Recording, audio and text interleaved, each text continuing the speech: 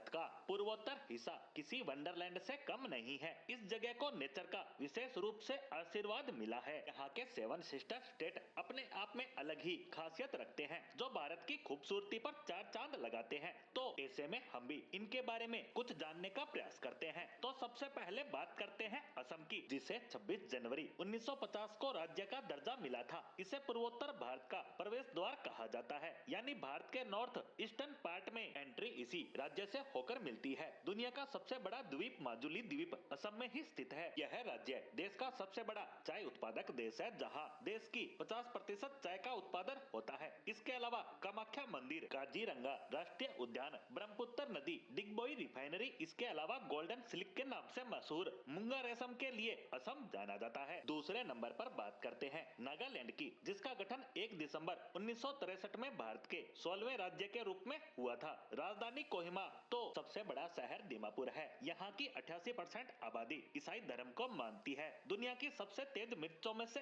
एक भूट जुलोकिया नागालैंड की ही है, जिसका नाम Guinness book of world record में भी दर्ज है। इस राज्य में 100 से ज्यादा जनजातियां निवास करती है। यहाँ आज तक कोई भी महिला विधायक नहीं चुनी गई है, यानी राजनीति में महिलाओं की हिस्सेदारी ना के बराबर है। तीसरा राज्य है मणिपुर, जिसकी राजधानी इम्फाल। यह राज्य 15 अक्टूबर 1949 में भारत में शामिल हुआ था, लेकिन पूर्ण राज्य का दर्जा 21 जनवरी 1972 को मिला। इस राज्य को देश की आर्किड बास्केट भी कहा जाता है। यह राज्य यहाँ पाए जाने वाले सिरोई लिली के लिए मशहूर है, क्योंकि ये फूल पूरे विश्व में सिर्फ यहीं पाए जाते हैं। यहाँ बहुत से फेमस टूरिस्ट प्लेस हैं, जो बेहद खूबसूरत हैं। इसके बाद आता है मेघालय, जिसका गठन असम के 2 बड़े जिलों को अलग कर भारत के 21वें राज्य के रूप में 21 जनवरी 1972 को किया गया। मेघालय का मतलब होता है बादलों का घर, जो इस बात को सही साबित भी करता है। यहाँ बहुत सी नदियाँ बहती हैं, जिसमें उसनोर नदी को देश की सबसे साफ नदी कहा जाता है। भारत का सबसे ऊंचा झरना नोखलीकोप फॉल्स भी यहीं पर है। साथ ही गारो पहाड़ियाँ, एलिफेंट फॉल्स, साई गुफा जैसी प्रसिद्ध जगह यहाँ मौजूद है। अपनी खूबसूरती के कारण मेघालय को स्कॉटलैंड ऑफ ईस्ट भी कहा जाता है। 5वें नंबर पर आता है त्रिपुरा। यह भारत का तीसरा सबसे छोटा राज्य है। इसका गठन भी 21 जनवरी 1972 में हुआ। यह राज्य 3 तरफ से बांग्लादेश से घिरा है। यह राज्य अपनी जमीन के आधे से ज्यादा जंगलों में घिरे होने के कारण भी जाना जाता है। ऐसे में